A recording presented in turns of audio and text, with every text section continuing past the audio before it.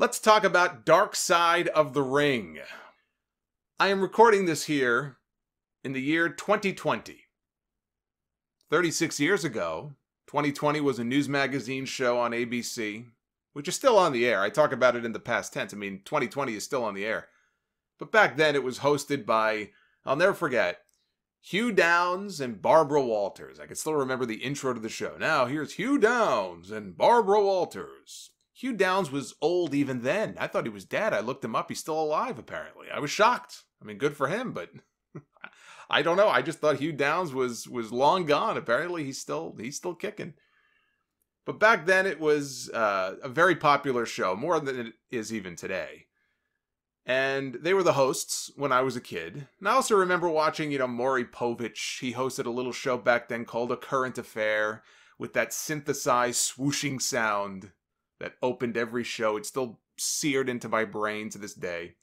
But back in early 1985, 2020 aired an expose on the professional wrestling business that is still talked about to this day, less so because of how it exposed the business, more so because of an incident that took place involving Dr. D, David Schultz, and a reporter for 2020 by the name of John Stossel. One of the most believable heels of that era, and Dr. D. So Dr. D, if I didn't know any better, if you had shown me a picture or if you had, shown me a promo of Dr. D, I would say that Schultz was a dead ringer for Stone Cold Steve Austin, only with curly blonde hair, which I have to say, and I wouldn't say this to his face, he has a very large gun collection. I would not say this to his face, but as tough as Dr. D is and probably was back then, I don't know what he was thinking with that hair. I look at these pictures of him back in the 70s and the early 80s with that big, it's almost like a curly blonde fro that he had. I don't know what he was thinking. There's no way that could have been a cool hairdo even in 1979. So I don't know what was going on with the hair. But if you took a Psycho Sid blonde macaroni wig and you put it on Schultz's head, you would have Steve Austin. It's uncanny. Right down to the speech pattern, right down to some of the words that he would use. Austin once said that Dave Schultz was the first Stone Cold Steve Austin, but he never saw much of him on television growing up, so he was not really an influence on Austin. Austin has never said, oh, well, I was influenced by David Schultz. I watched him when I was a kid. He couldn't. So he actually doesn't credit him as an influence because he never watched him. But the similarities there are uncanny. So Dark Side of the Ring this week looked at the career of David Schultz, which pretty much came to an end after 2 open hand slaps to John Stossel backstage at Madison Square Garden, when Stossel told Schultz to his face that he thought wrestling was fake, which was a big no-no back then. You wouldn't even do that today. If you had a reporter doing an interview backstage at a WWE show today, and they went up to Roman Reigns, or they went up to Bray Wyatt, or they went up to Daniel Bryan and said, I think what you do is fake, I would say that that's completely inappropriate, and they may get slapped even today, depending on who you say that to. Maybe Daniel Bryan wouldn't slap him, but there are some people who probably would haul off and knock him into the middle of next week. So that's just not something that you do. And for whatever reason, he felt that he had to ask the question. He had to ask what he said, oh, it's the standard question. But then there was no question. He just said, I think wrestling is fake. He basically made a statement, and he got smacked. He got smacked not once, but twice. And David Schultz is probably the last person that you would have wanted to say something like that to. I mean, there were a lot of tough guys on that roster back then I wouldn't have wanted to mess with, but I don't know why you would say that to David Schultz. So the producers interviewed Dr. D for this, John Stossel, which was kind of a big get. I'm almost surprised he did it. But they interviewed Stossel. They interviewed Eddie Mansfield, the wrestler who agreed to go on camera for the Stossel 2020 piece and expose the tricks of the wrestling business. And he ended up being blackballed because of it. And Jim Cornette, our resident wrestling historian for these episodes, which no matter what you may think of Jim Cornette, he is very good on these shows. And not one mention of Vince Russo by Cornette. It was actually kind of refreshing. He did not mention Vince Russo even once. I was not sure how they were going to stretch this out this one incident out to an hour for the episode, but not only did they do a good job with it, I thought this was one of the best episodes of the season. I enjoyed this more than the New Jack episode. I enjoyed this more than the Brawl for All episode. And it was a nice break to not have one episode here involving a murder. There was no death here involved in this episode other than, Eddie Mansfield killing his own career. So Chris Jericho, talks about how at the beginning of the century, wrestling was a very closed society. Like Fight Club, you don't talk about Fight Club. It was a closed society. And people were not hip to the tricks of the trade and what was going on behind the scenes. And when wrestling really began to boom in the 1980s, in large part because of what Vince McMahon was doing and trying to go national and rock and wrestling and all this stuff and the Hulkamania boom, that began to change. So they cut to somewhere in Tennessee. That's what they said. Somewhere in Tennessee where we meet Dr. D. David Schultz. Because I guess when you're a bounty hunter, you probably don't want people to know exactly where you live. So I get that. But he, gave us a tour of his storage unit. He's got this big storage locker out in, his yard or wherever he is. And he's got all this wrestling memorabilia. He kept a lot of stuff. He also showed off the stun gun that he uses when he's out bounty hunting, which I'll get to later. Talked about how he was trained by Herb Welch, who is a very old school guy who made his trainees do some very disgusting things. So he agreed to train Dr. D. He would take him and other people and take him out back into his barn, and he would beat the piss out of them. And Schultz was so rough with the other guys. They had to smarten him up that the business was a work. It's not real, because he didn't know that. He thought it was real. So he was going in there and he was stiffing guys and beating them up, and they had to, easy there. They had to calm him down and kind of tell him what was up. And that's when we get a lesson in what kayfabe is. A lot of talk about kayfabe on this show. And Schultz, as a lot of guys did back then, believed that keeping kayfabe was the single most important thing that a wrestler could do. Jim Cornette probably still feels that way to this day, which is why he always gets so pissed off and animated when he's talking about, Kenny Olivier and wrestling blow-up dolls and things of that nature. It just makes his head explode because he can't wrap his head around the fact that in his mind, these guys are exposing the business. They are damaging the wrestling business. That's how Jim Cornette feels about that. So, you don't leave a show to go down the road, he says, and go share a beer with the guy that you were just beating up. Schultz says you keep away from them. And you don't kill the illusion. It's an art that, is today it's long gone. I mean, you see glimpses of it now and then, the whole idea that kayfabe is kayfabe completely dead. You still see, they're trying to hold on to it. Some people try to hold on to it like for their lives. There's glimpses of it that are still, out there today. You may see an angle on TV that makes you think every now and then, oh, hey, was that really supposed to happen? That kind of looked real. Was that a work or was that a shoot? It's rare, but it does still sometimes exist. I would not necessarily say that kayfabe is dead so much as kayfabe is an endangered species that has been mostly killed off, and there's maybe like 2 or 3 of them left out there in the wild, still roaming around. If you're lucky, you'll spot one every now and then before it disappears, kind of like Bigfoot.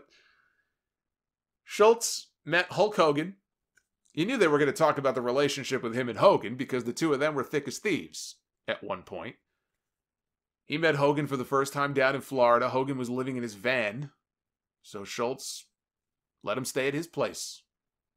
And Hogan admitted when he was on Steve Austin's podcast, he said that at one point he was sleeping in his van in a parking lot for about 3 months until Schultz took him in, and that's how they became friends. And they were doing a lot of things together. I'll leave that up to your imagination. They were doing a lot of things back then. And it wasn't long before Vince McMahon came calling, and Schultz says that Hogan went to WWE for the money. Of course. Plain and simple, he went there for the money. That's why he left Vern. Hogan and Schultz, they were still having matches together in the AWA as late as October of '83. That's the latest record I could find of Hogan and Schultz matches in the AWA. And you'll find a couple of them on YouTube and place is going wild, and Hulk Hogan's coming out to Eye of the Tiger, and man, it just feels like this big time match, you know, the big hero against the villain, Hogan and Schultz, you know, oil and water. Couldn't find two more polar opposite, you know, guys at the time.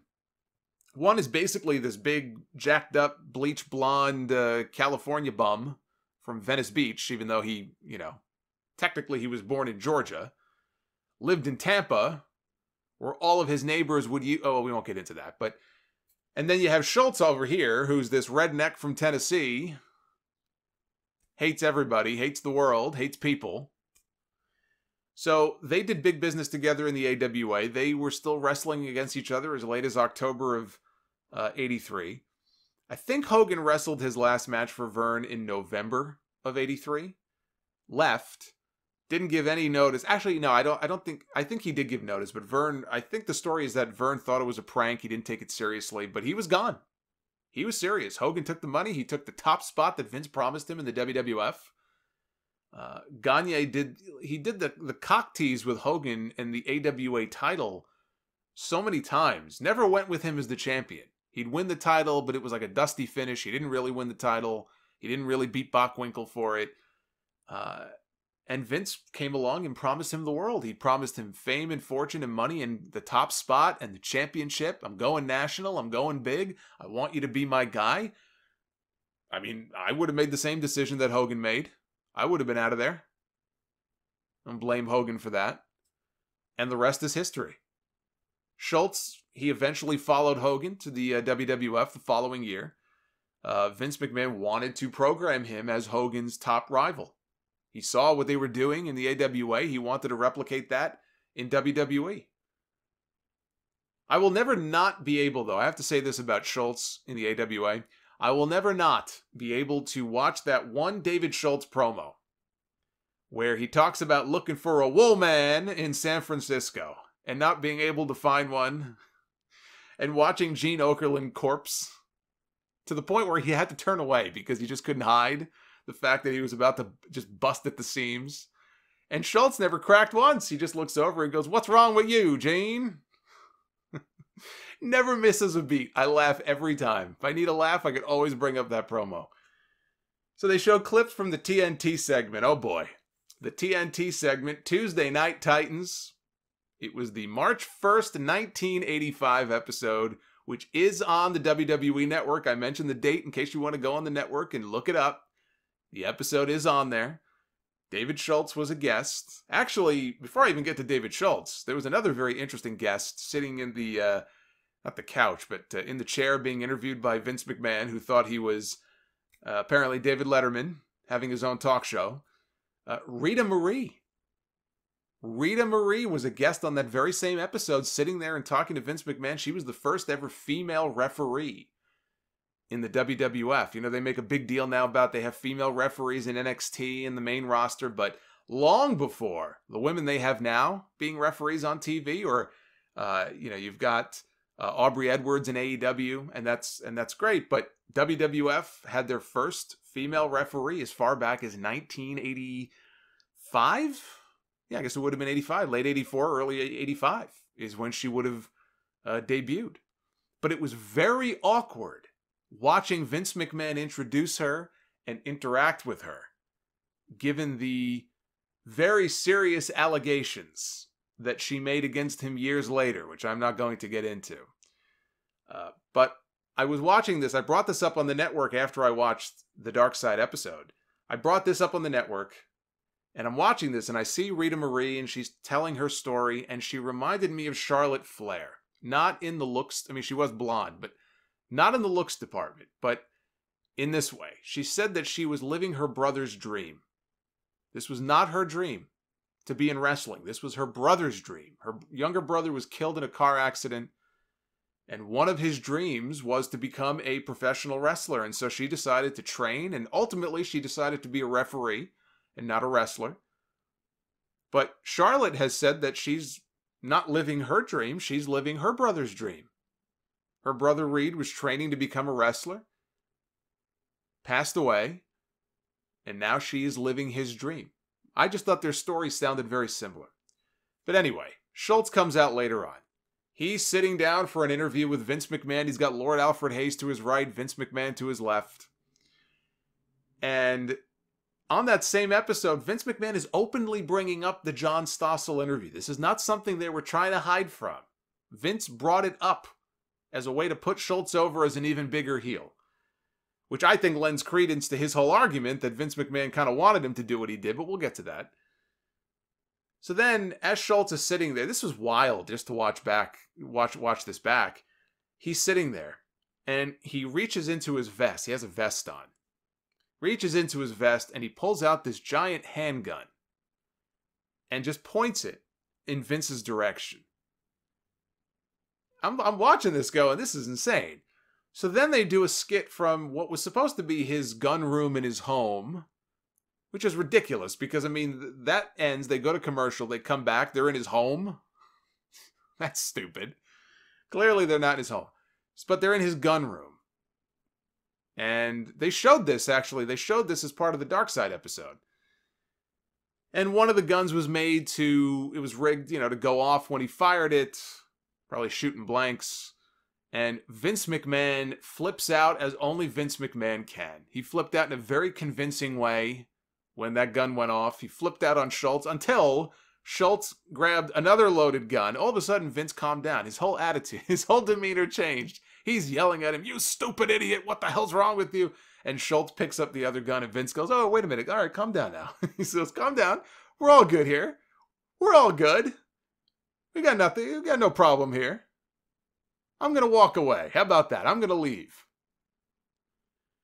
Vince was great in this segment. I have to say, he made it seem like it was a real, it was a real botch, but it was all designed to get David Schultz over as this crazy redneck from Tennessee. Schultz was actually fired a couple of weeks before this even aired on TV. He was already gone by the time this aired. They also talked on the Dark Side episode about the At Home with Dr. D segment, another infamous segment, where he invited a WWF camera crew to come down to his home. And he had an actor playing his wife.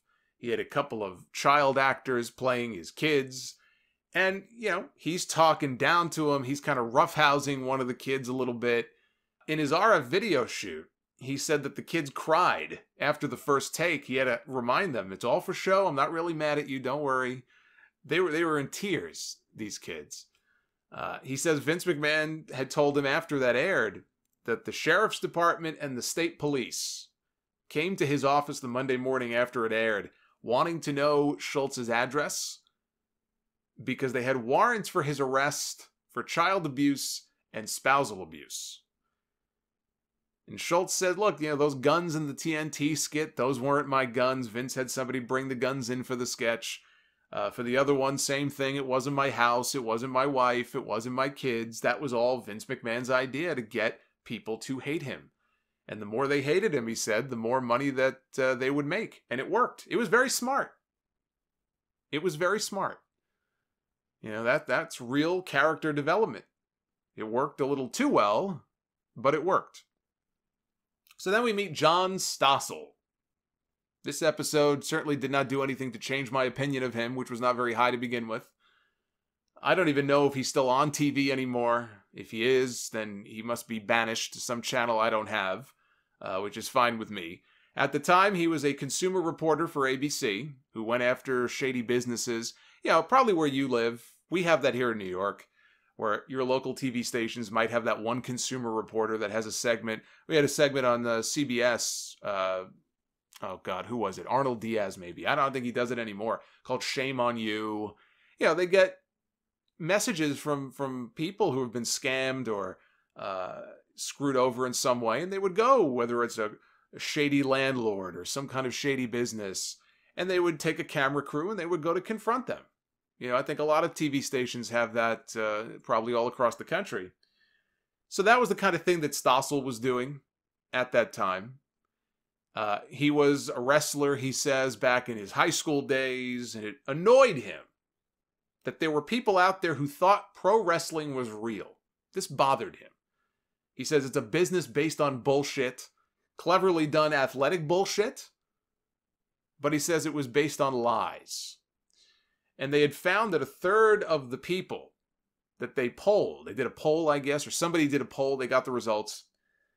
And he claims that they had found a third of the people polled thought pro wrestling was real. And it bothered him greatly that people were being bamboozled by these promoters and these wrestlers. I don't really understand, outside of maybe thinking it might be a good television ratings draw for 2020. I don't get what the point of this even was. I don't buy this holier than thou sanctimonious crap from Stossel that, I just had to expose the wrestling business because people were being scammed. I'm doing this for the greater good. No, you're not. Kids believe in the Easter Bunny. They believe in Santa Claus. You're gonna go to the North Pole and shove a camera in his face and try to expose him too? Kids believe in the Easter Bunny. They believe in Santa Claus until that one day they don't. No one is making a federal case out of it. Wrestling was kind of like that for a lot of adults. Like they knew, but they didn't really think about it. They just wanted to go and get lost in it and have a good time and cheer the good guys and boo the bad guys. And yeah, there were people out there who truly believed it was real. You have those naive people who are out there even still to this day who would insist it was real. I'm grateful I don't live near any of these people. But they are out there. They do exist. But even back then, most of them knew what the score was. There's this belief that even back in 1984 and 1985, like, the majority of wrestling fans thought it was real. There was some other poll, I gotta see if I could look it up, from some newspaper back then. And it's just one poll, but the vast majority of people knew that pro wrestling was not real. It was not a case where in 85 they thought it was real. No, the majority of people, even in the mid-80s, knew that pro wrestling was not real. This was not some kind of big, giant expose here. The majority knew what was up. But who cares? It's entertainment. Who cares? You want to go after crooked companies and landlords and shady businesses and believe me, the wrestling business is shady for a lot of other reasons. He could have gone after wrestling promoters for any number of things. But the idea like I'm doing the Lord's work because people are being bamboozled because they think wrestling is real. Shut up. All this holier than thou nonsense. This guy annoyed me. So Stossel says, well, I couldn't do the story without finding a wrestler to, let them in, as Bray Wyatt would say. And then along came a wrestler by the name of Eddie Mansfield, who called himself the Continental Lover. It's a name that his girlfriend gave him once, and it just kind of stuck, so he started using it. He worked for different promotions, and the one thing that shocked him was the payoffs. He said the fact that the boys were getting so little from the promoters, even at sold-out shows. They had no health care, benefits, 401k. How come you don't treat wrestlers the way that professional athletes are supposed to be treated? He said he didn't quit wrestling, wrestling quit him when he refused to give the booker at the time 20% of his money, which I guess was standard. Everybody did it. He refused. Now, he didn't say who he was referring to in the episode. I assume it was Ole Anderson, since Jim Barnett is the one who told him that it was Ole who had him blackballed from the business, and he's never wasted an opportunity, has Eddie Mansfield, in the other interviews and shoots that I've found that he's done over the years. He's never skipped an opportunity to crap all over Ole. So I assume he's referring to Ole, and probably deservedly so, because Ole Anderson was, Ole Anderson wasn't exactly the nicest chap. So I'm assuming that's who he was referring to. He said the boys would agree to the whole, 20% of my money thing, but he wouldn't agree to it. And then all of a sudden, his bookings, they just dried up. His bookings stopped. And that's when he decided, you know what? You're going to do this to me? You're going to blackball me from the wrestling business? I'm going to go on 2020 and expose the business. So he met with John Stossel and a camera crew in a ring somewhere in some gym, I guess. And they're showing him taking Stossel through the moves. Oh yeah, body slam. Anybody can do a body slam. Here, pick me up. I'll go up and I'll sell the body slam. And he's showing him body slams and chops and clotheslines and backdrops. How to punch, how to kick. How to take a turnbuckle. And you ran the guy face first into the turnbuckle pad. It doesn't hurt, see? And he's showing Stossel. And then the sin of all sins. He runs a razor blade across his forehead and he blades right there in front of John Stossel. A nice long line of blood right along his forehead. And he's teaching him, he says, you can wrap it up Some people stick it in their cheek. Some people put it in their tights. Some people hide it in their wrist tape. Mansfield says, I did it for the boys. I did it to help the business, because he also, in the segment, you can find the entire 2020 segment, by the way, is on YouTube. Somebody uploaded the full segment as it aired, once the piece was finalized, as it aired in 1985, so you can find that. He talked about how the promoters treat the wrestlers like pieces of meat. They don't take care of them. All the things that I'm absolutely certain were true, and in some ways still are true, even to this day. There's still no health care. There's still no benefits. There's still no retirement. There's no pension. There's no 401k. If you're in AEW, if you're Cody, if you're probably Kenny Omega, the Young Bucks, they're all technically executives. They're all EVPs. They probably have all those things. But generally speaking, wrestlers don't have any of that stuff, even to this day. That is true. And Schultz pipes in. He says Mansfield did it because he couldn't get work anymore. He says he wasn't worth a shit. The two of them used to be tag team partners, so they had history together. Apparently, he didn't think very highly of Eddie Mansfield. Jim Cornette chimes in. Jim Cornette has hated Mansfield's guts for years for what he did, which you would expect he would. He called him a has-been, never was, didn't have the talent, who claims he did it for the boys. See, that's my issue with Mansfield when I watch him and I listen to him here. I don't think he did what he did for the boys so much as he did it for himself. And he did it to get even with the promoters who screwed him and wouldn't book him. I think the substance of what he's saying is absolutely true. The promoters have treated a lot of the talent like second-class citizens over the years. But he makes himself out in this episode to be this, what did Chris Jericho used to call himself on TV many years ago? This paragon of virtue. Give me a break. Give me a break. And then, I haven't even gotten to the best part of this. Then comes the line of the episode. I could not believe that he said this. He must have been waiting years to use this line again, because he's used this line before in other interviews. It's like his go-to line. So he's had this one in his back pocket for a long time. He loves saying this. He said, Abraham Lincoln freed the slaves, but Abraham Lincoln forgot to free the pro wrestlers. I only wish he would have tweeted it so that I can make it my sad tweet of the year. What a stupid thing to say. Last I checked, pro wrestlers had the freedom to stand up to their promoters if they wanted to. They just chose not to. They chose not to. That's their choice. Because they're too scared for their own jobs. If you got enough of them to do so, they could have done that a long time ago. Strength in numbers. Never happened. They don't do it because they either don't care, or they're too scared, or they're too damn selfish in some cases, probably, like the top guys, because they're doing well. They're making good money. There are a lot of guys in WWE and AEW and wrestling who are making really good money, and they're making a good living for themselves, even if they don't have all of those other things I just mentioned. So, hey, why ruin a good thing?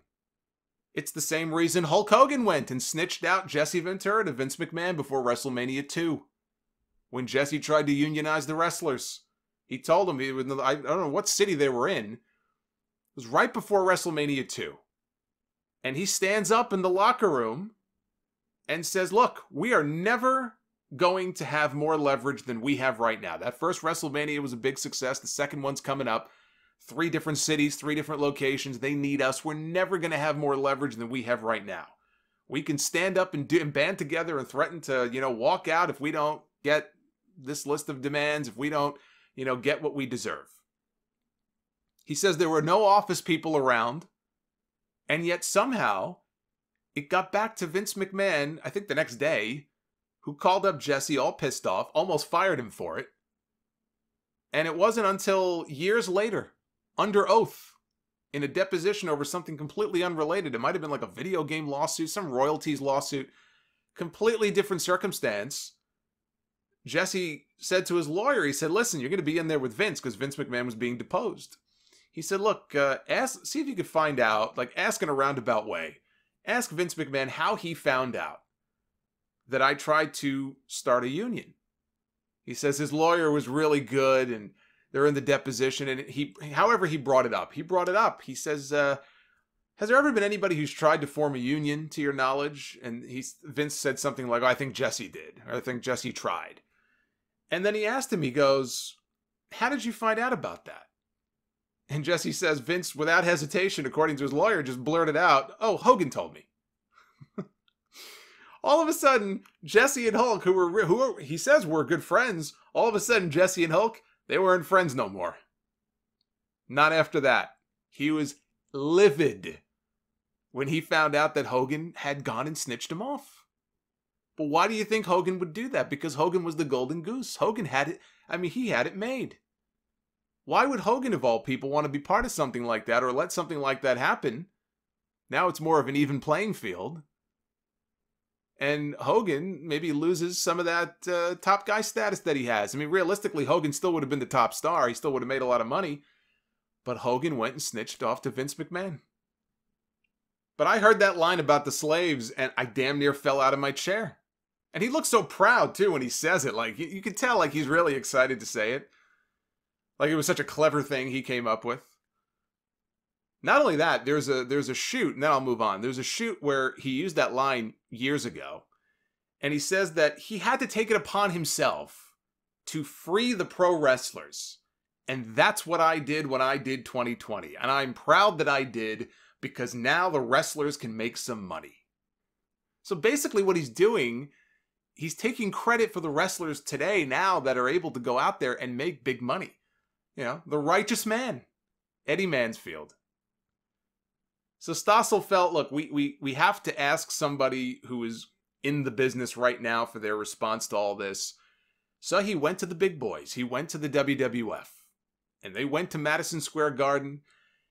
And he says Vince McMahon obviously okayed it, or else they wouldn't have been allowed into the building.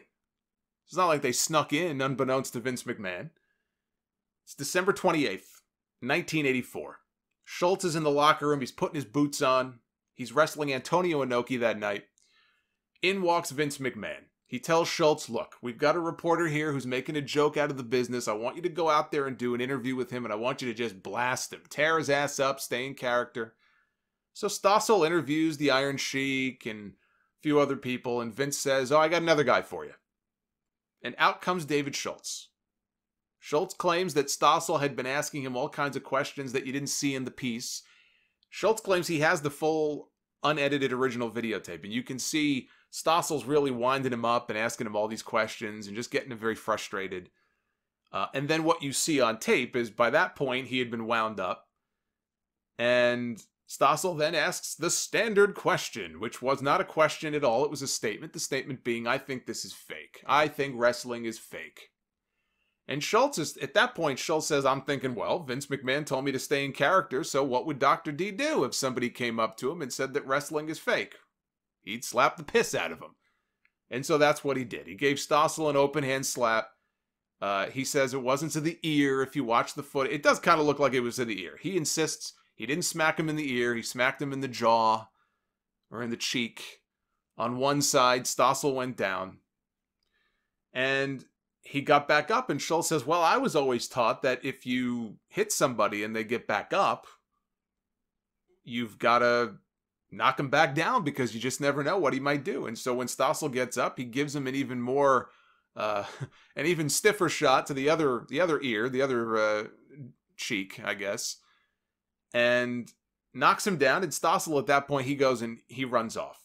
And as he's running off, you see the whole time in the background, Mr. Fuji he's like leaned up against the wall. Like he's enjoying this. He's watching the whole thing. Down the hallway, he's already back in his street clothes. You see the Iron Sheik. Stossel goes running past all of them.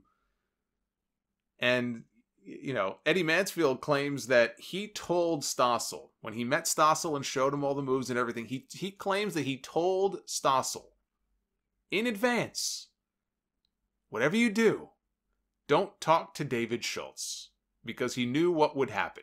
He says he warned him. Now, for what it's worth, now I heard that, I thought to myself, this guy's full of crap. How would he even know to say something like that? For what it's worth, there was a deposition later on after Stossel sued WWE, because he never sued Schultz. There was never any lawsuit against David Schultz. The lawsuit was against the World Wrestling Federation. he sued the company. As part of that deposition, a copy of which claims Schultz claims to have, Stossel did admit that he was told by Eddie Mansfield to avoid David Schultz. So Stossel himself says that that's what Eddie Mansfield told him, so I'll take Mansfield at his word then. I heard that at first. I thought this guy's just making stuff up. But apparently, that's in the deposition, so that is the case. Mansfield was not happy with the 2020 piece. He says he felt betrayed. He had no issue with Vince McMahon. He had no issue with the WWF. Again, he was probably very upset because now he wasn't going to be booked by Vince McMahon or the WWF. So he was very upset because he didn't have an issue with either of them. What he really wanted them to do was interview Ole Anderson and try to take down Ole for the way that Ole had treated him.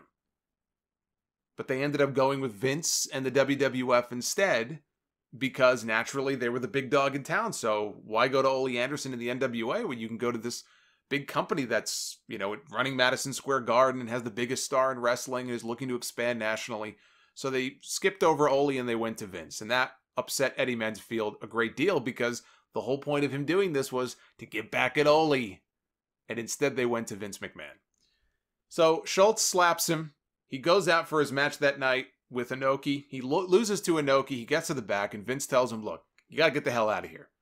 Go stay at the Howard Johnsons. Because Stossel's threatening to press charges, the cops might be looking for you, just get out of here. Don't even shower. Just grab your things and go to the hotel. And Vince tells him later on, according to Schultz, he says, oh, you did great. Don't worry about it. You did great. You did a great job. He was very happy with the way things went down. They say that McMahon told Schultz he was going to send him to Japan until the heat died down from the Stossel stuff. And the first thing that they want him to do over there... And it's not made clear if this was a Vince McMahon idea or if this came directly from Inoki.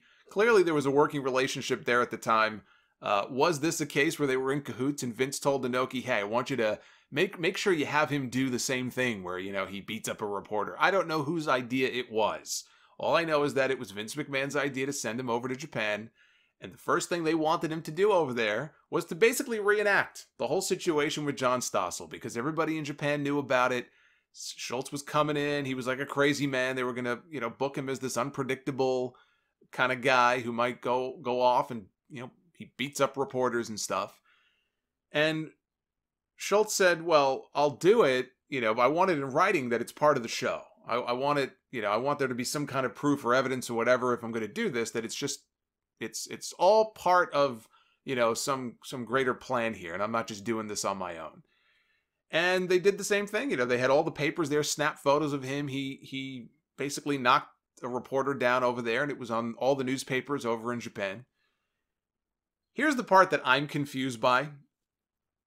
Schultz doesn't get fired until the middle of February, after the Mr. T incident, which I'm going to get to. But the only record I could find of David Schultz going to Japan around that time in 1985, or the earliest that I could see records of him having gone to Japan to wrestle there after the Stossel incident, is in March. New Japan had its big fight series those first 3 weeks in the month of March, and Schultz is all over those shows, against Inoki, against a whole bunch of different people. So I assume that that's when they did the thing with the reporter, but it just doesn't make sense to me because it would have been after he was already fired. And well after the Stossel incident had already occurred. So if you look at it's easy to look up the records of the matches from that year. Schultz continued to wrestle on WWF shows throughout the month of January and into February here in the States. So it's not as if they, the slap happened, oh, we got to rush you out of the country, tomorrow or next week. It's not like they rushed him out of the country because, oh, there's so much heat on you. The 2020 piece didn't air until late February. So maybe that's what he was referring to, but if he was fired by then, I don't know. I'm still confused about that timeline. But anyway, Stossel says that he was complaining at the time. He had ringing in his ears. Loud noises from outside would hurt his ears. Even the sounds of his baby crying hurt his ears. He wanted to teach WWE a lesson, and so he filed suit against them. But first, Schultz is called to Vince McMahon's office. He says Vince wants him to sign a piece of paper swearing that he hit Stossel on his own. The company had nothing to do with it. It was all his idea. This was David Schultz's responsibility, and you should sue him and not us. That's basically what Vince McMahon wanted out of this. It was his own doing. Schultz said, no, I'm not going to sign that because it wasn't my idea. It was your idea. You told me to do it. He says, I'll sign a paper if you want me to that I did what you told me to do. But I'm not going to sign that because Schultz wasn't named in the suit. WWE was. Now, none of us were there. And we've never heard Vince McMahon's side of things. And all these different stories, it's worth noting, Vince McMahon might have his own side of the story. I'm not even sure he would remember at this point. That's why, I've said before, it would be fascinating to read a Vince McMahon book, and I would believe absolutely none of it. Because would you really honestly believe that he would be completely 100% honest in a book, about his life? If he would tell the truth, I think it would make for a fascinating story. So we've never heard Vince McMahon address this. We've never heard him talk about it. I would love for him to go back and do one of the Broken Skull sessions and do another interview with Steve Austin and let Austin come, ask some of these questions. They probably would cut it. They probably wouldn't even air it on the network. But I'd love to just get him, seated one day and ask him some of these questions and see. He probably wouldn't say anything about it, but just ask the questions. See what his perspective and what his memory is of the situation.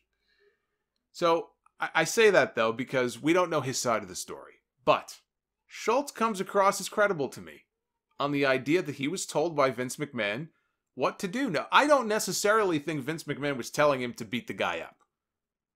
I don't believe that he was like, oh, David, I want you to go out there and assault this man. I think he told him to blast him. He's probably talking verbally. I want you to stay in character. Blast him. Tear his ass up.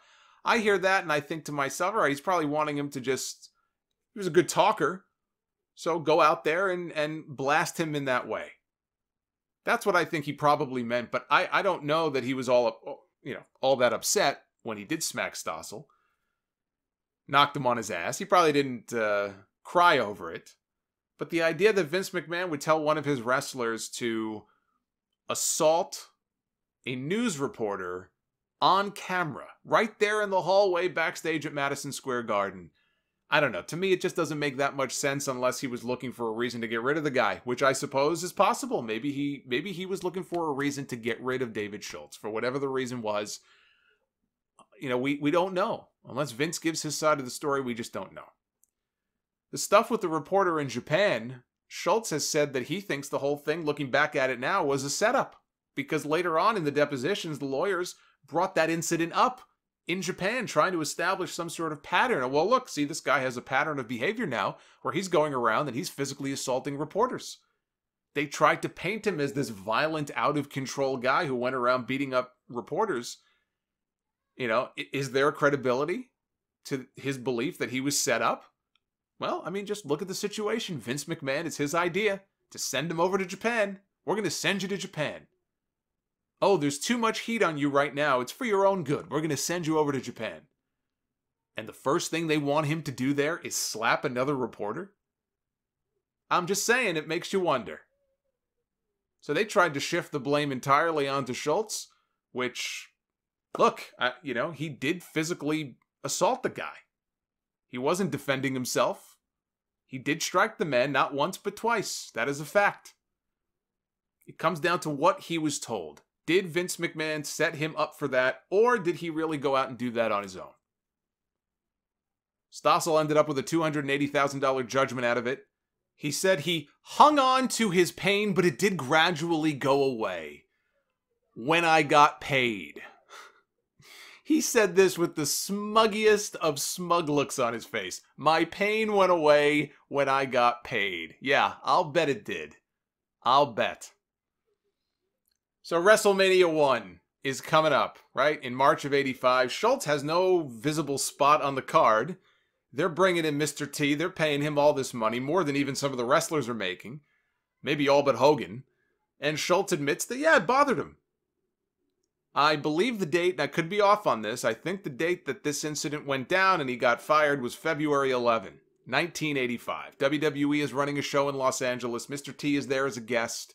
Schultz claims that he was backstage chatting with Mr. T in the hallway, getting along just fine. I think he said even in his book, he included a photo of the two of them hanging out backstage together. So if anybody has Dr. D's book and can confirm this, let me know. Chief Jay Strongbow was the agent that night. He saw Schultz with T. He goes over to Schultz after and he says, look, if you bother him tonight, I'm going to have to fire you. And Schultz says, well, then I guess you're going to have to fire me. And Strongbow says, well, then, okay, you're fired. So later that night, Schultz, who I guess is still there, he makes his way down to ringside, where Mr. T is sitting in the front row. Not to cause a scene, he says. He didn't go down there to cause a scene or beat him up or anything like that. He says that T was sitting with a good friend of his, Toru Tanaka. He just wanted to go down there and say hello to Tanaka. And Strongbow had seen Schultz going out there. He alerted the cops because he was worried about what Schultz might do. So the cops, like 10 or 15 cops, they come down there. They hog tie this guy. They put guns to his head, according to Schultz. There was one gun put to his head on the left side, one gun put to his head on the right side. They literally carried him all the way to the back. They threw him out the back door of the building, and they told him not to come back. Now, they played audio here on the episode from Hulk Hogan's appearance on Stone Cold's podcast, where Hogan claims Schultz got fired because he bitch-slapped Mr. T that night. He never bitch-slapped Mr. T, but he did get fired. It's hard to believe, Schultz was not even 30 years old when the Stossel thing happened, and his career was all but over a couple of months after that. Hogan has claimed, I know, 3 of the most dangerous words in the English language. Hogan has claimed. Always be a little skeptical when you hear those 3 words. Hogan has claimed that that Schultz is the one who came up with the idea for the first WrestleMania main event, and the original idea would have had David Schultz tagging with Roddy Piper to take on Hulk Hogan and Mr. T. But then the incident happened in LA, and he was gone right after that, and so Paul Orndorff got the spot instead. I could see this one being true. When Piper came to the WWF in 1984, he came in as a manager. I think he was injured. I think he was still hurt from the dog collar match with Greg Valentine. He busted his eardrum or something. So he was managing. He was not wrestling when he initially came in. And who were the 2 men that Piper managed? Paul Orndorff and Dr. D. So the Dr. D connection to Piper was already there. Just imagine a Roddy Piper Dr. D team in that first WrestleMania main event. But I don't know. I was curious. So I went and I looked up the people that David Schultz was wrestling after the Stossel incident. I was just curious what they had him doing. Was he in main events? Was he winning? Was he losing? So I looked up his record of matches in January and February of '86, and even a little before that. And he was jobbing out to guys left and right. He wasn't losing every single match, but he was doing a lot of jobs. He was jobbing to guys like Tony Atlas, David Sammartino, who was hardly booked as some kind of big star, Blackjack Mulligan, Ivan Putski. I mean, it just seems odd to me that he would be losing all of these matches and booked so far down the card. Second, third, fourth match from the top, or from the bottom, I should say.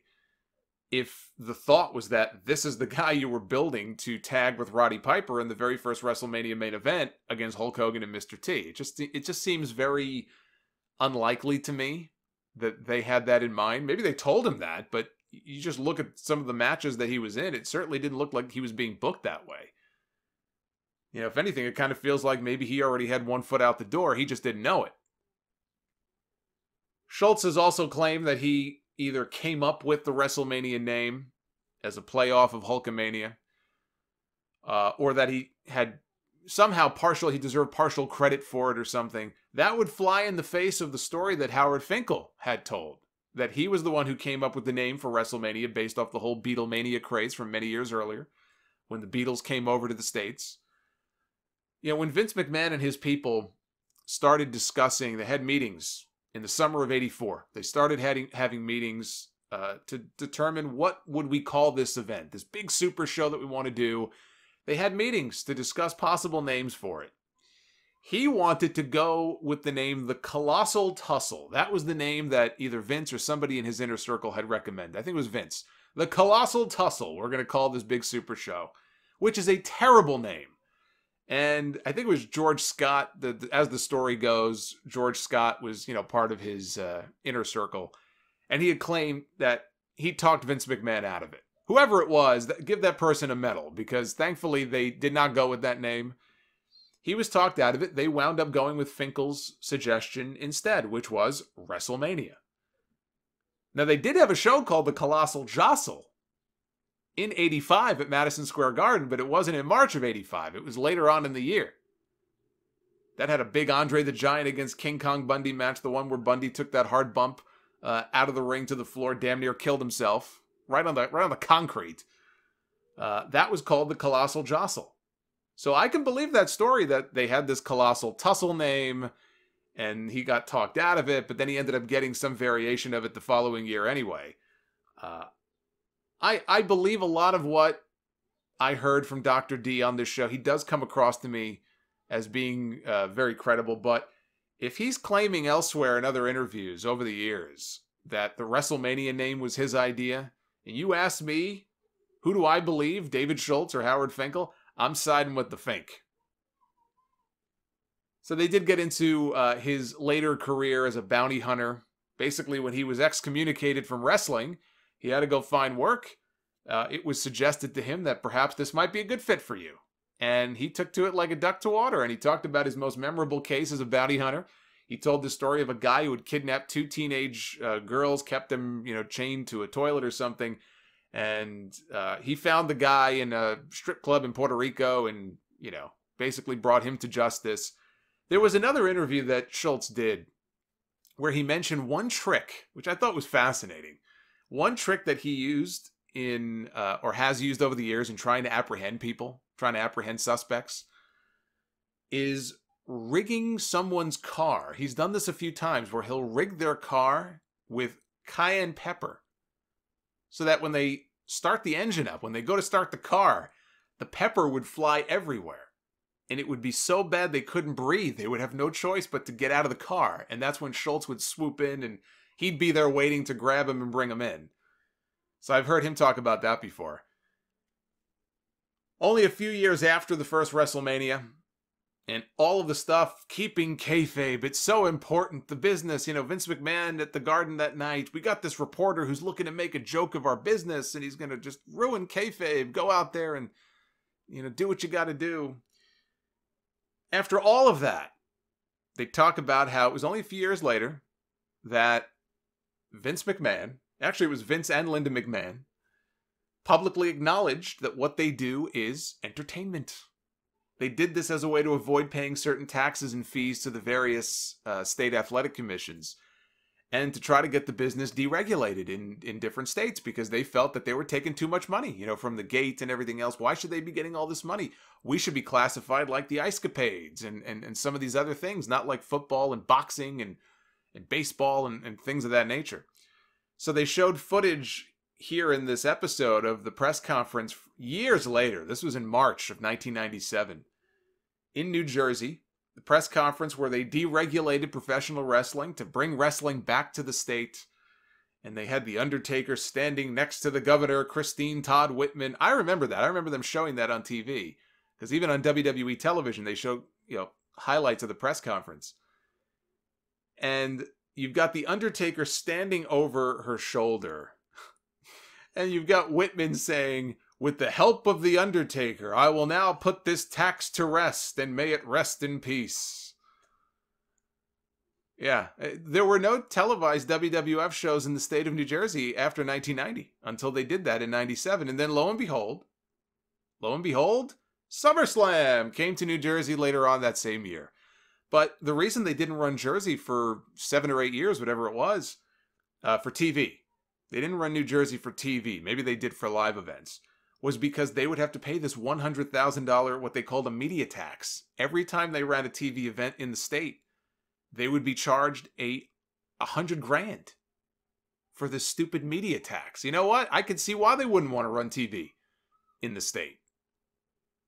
So anyway, that's why that happened. Cornette believes that there was only one of two ways for Schultz's career to go. If were it not for the John Stossel incident, He says most likely there would have been some other kind of blow up between him and Vince McMahon when Vince was taking the product in a more cartoonish direction. That probably would have been the end of him anyway. Schultz said that he's willing to sit down now today with John Stossel and kind of straighten things out. He promises not to hurt him. And Stossel's parting message for David Schultz at the end of this episode, in response to the question of what would you say to David Schultz right now if you had the chance? Stossel's parting message? Fuck you, David. It's good to see he's gotten over it.